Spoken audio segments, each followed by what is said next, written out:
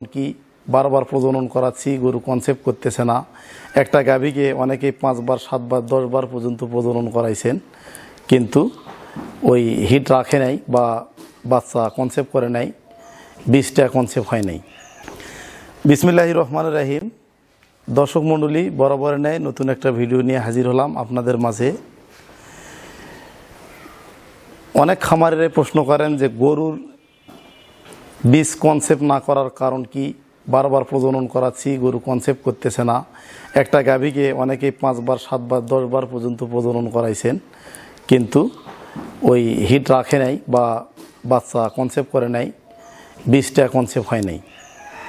তো অনেকেই বলেন যে কেন বীজ কনসেপ্ট করে না, এই কারণটা নিয়ে বিস্তারিত আলোচনা করেন। তো বিস্তারিত আলোচনা থাকবে এই ভিডিওর মাধ্যমে। একটা গরুর বীজ কনসেপ্ট না করার অনেকগুলো কারণ রয়েছে, তো পর্যায়ক্রমে প্রত্যেকটা কারণ নিয়ে আলোচনা করব। পুরো ভিডিওটা না টেনে সম্পূর্ণ দেখবেন। তুহিন ডেইরি ফার্মের ইউটিউব চ্যানেলের সঙ্গে থাকবেন। একটা গরুকে যদি আমরা সঠিক সময় কৃমিমুক্ত না করি, সেক্ষেত্রে কিন্তু গরুর হিট মিস করে বা বীজ কনসেপ্ট করতে চায় না যদি কৃমি থাকে। তো আপনার গাভী বা বকনাটা যেটাকে আপনি বারবার প্রজনন করাচ্ছেন, কনসেপ্ট করতেছে না, সেই গরুটাকে অবশ্যই আপনি প্রথমে কৃমিমুক্ত করবেন। তো অবশ্যই কারণ অনুযায়ী আমাদেরকে চিকিৎসা করতে হবে। গরুর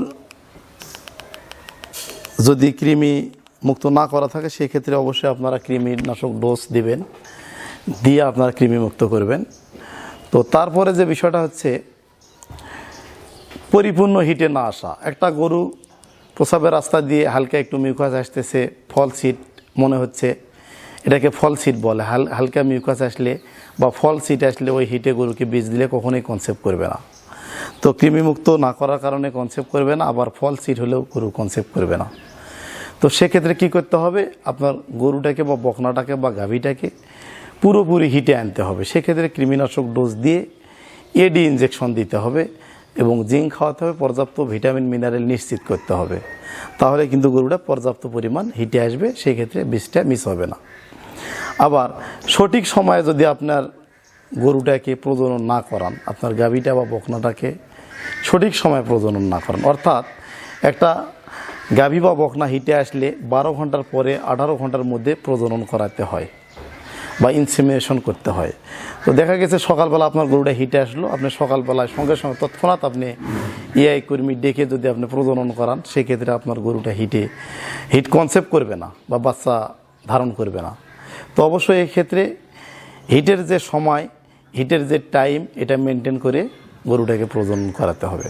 তো তারপরে অনভিজ্ঞ এআই কর্মী বা অনভিজ্ঞ চিকিৎসক দ্বারা যদি আপনি প্রজনন করান, যে ব্যক্তির অভিজ্ঞতা কম, নতুন এআই কর্মী, তার দ্বারা আপনি প্রজনন করাচ্ছেন, সে আসলে সঠিক এআই কর্মী না এবং সঠিকভাবে প্রজনন করাতে সক্ষম না, সেই ধরনের এআই কর্মী থেকে বিরত থাকতে হবে। এবং নিম্নমানের সিমেন্ট, যদি সিমেন্টের গুণগত মান খারাপ হয়, গরুর সিমেন্টের গুণগত মান খারাপ কেমন করে হয়, অর্থাৎ নাইট্রোজেন গ্যাস যদি আমরা কন্টেনারে ঠিক মতো না রাখি, সেক্ষেত্রে গরুর বীজটার মান কমে যায়, কনসেপশনের রেট হার কমে যায়। নিম্নমানের সিমেন্ট ব্যবহার করা যাবে না।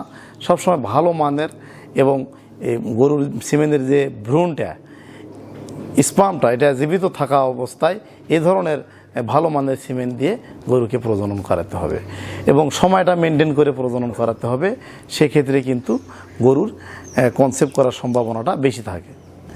তো এই ছিল গরুর হিট কনসেপ্ট না করার কিছু কারণ। তো এই কারণগুলো যদি আপনারা লক্ষ্য রাখেন, খেয়াল করেন, সেক্ষেত্রে অবশ্যই আপনার খামারে গরুটা, গাভীটা বা বকনাটা অবশ্যই কনসেপ্ট করবে। এই বিষয়গুলো খেয়াল রেখে আপনারা প্রজনন করাবেন।